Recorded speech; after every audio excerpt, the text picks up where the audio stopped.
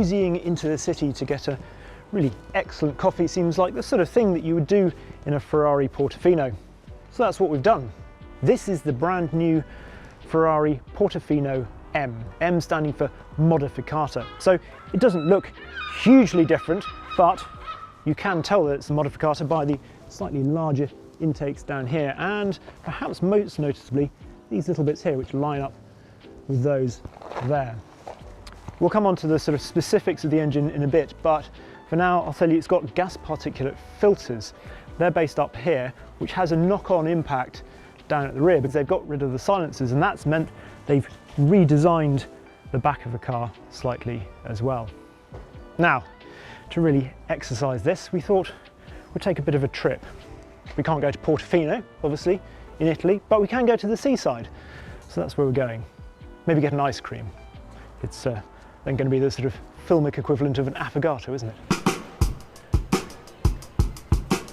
Now, because you were all no doubt marvelling at the fact that the car's paint matched the door on the house behind, you might have missed the new optional forged alloy wheel design.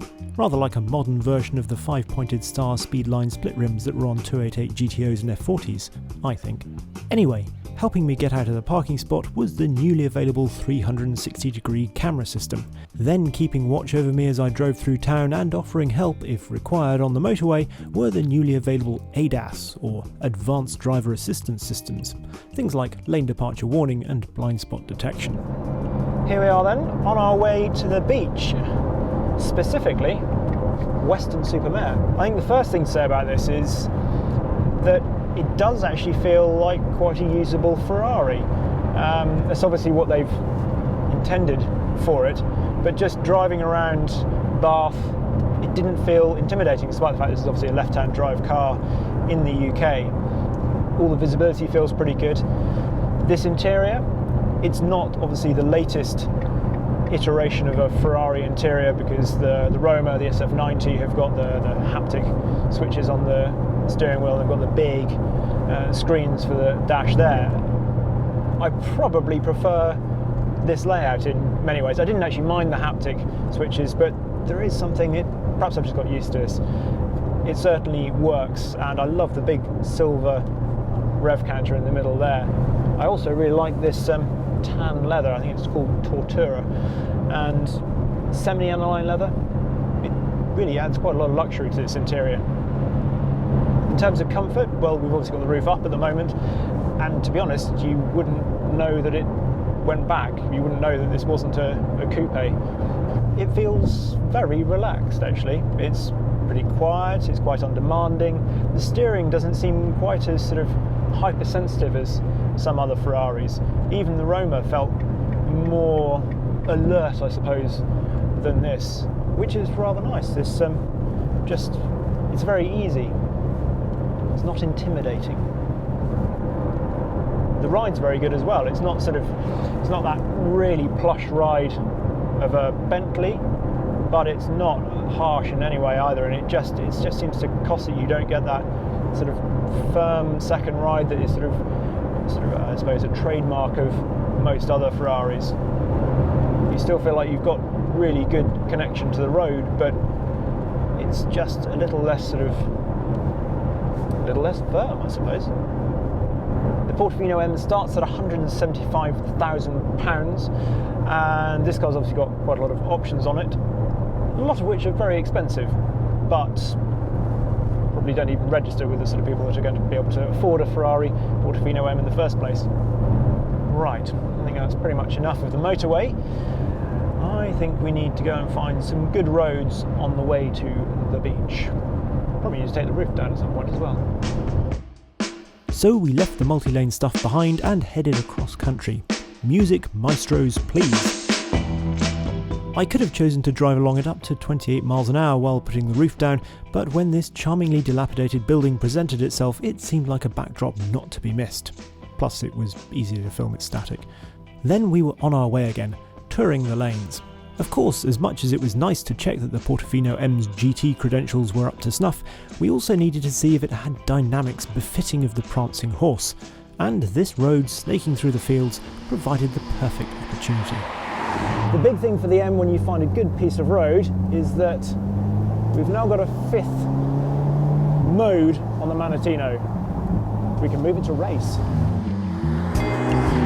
Ferrari says that this is the fun to drive mode, and it introduces the FDE or Ferrari Dynamics Enhancer, which essentially allows you to have more slip before the systems step in. There is also more power to play with in the Portofino M. The almost sort of venerable 3.9 litre turbocharged V8 has now got 611 brake horsepower, so 20 brake horsepower more than before, and exactly the same as the Ferrari Roma. The increase has come thanks to reprofiled cams, which has given slightly higher valve lift, and they've also got a speed sensor on the turbine of the turbos now, which means they can more accurately gauge that, and added an extra 5,000 RPM to the top speed of that turbine and the turbos. It is certainly quick enough. 611 brake horsepower in the cruiser. As I said before, this has now got gas particulate filters, but actually, I mean, it's no 812, but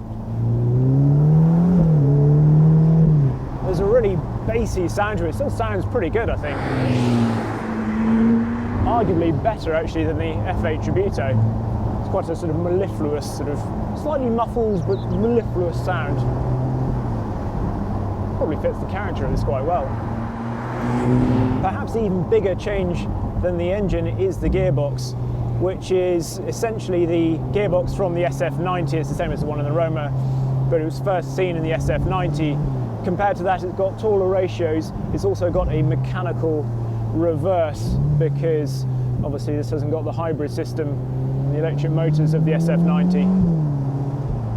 The biggest difference compared to the box that was previously in the non-M Portofino is that it's now got 8 gears instead of 7. That's meant they've been able to shorten the ratios in the lower gears and lengthen them in the upper gears in the 7th and 8th. The gearbox is also slightly lighter overall, and it can cope with more torque, so another masterpiece from Ferrari in terms of their gearboxes. The effect of those shorter ratios and the increase in power is not so noticeable in the 0 to 62 mph time, which at 3.45 seconds is just 0.05 of a second quicker than before. However, the 0 to 124 mph time, which is 0 to 200 km/h, is a whole second swifter at 9.8 seconds.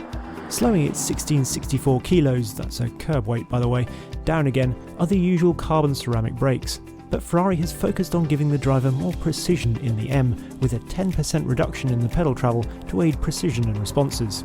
They certainly felt good to me. Overall, I've been surprised by this Portofino M actually, because I have memories still of the California, which was not great on this sort of road. With this,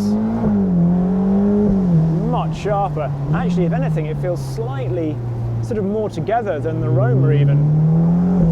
Although most of that was shot in the rain, so.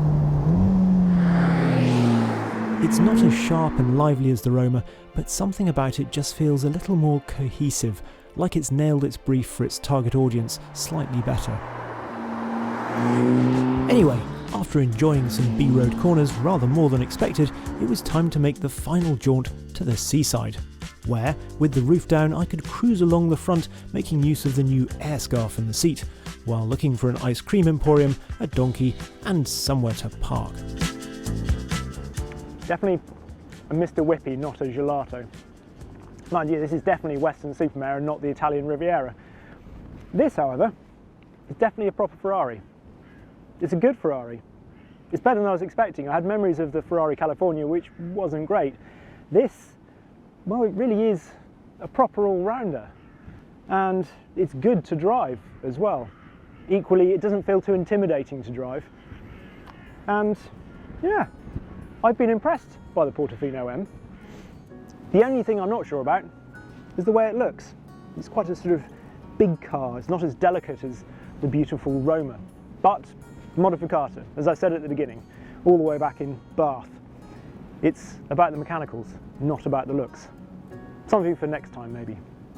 They can keep this shade of Celeste metallic though. Very lovely.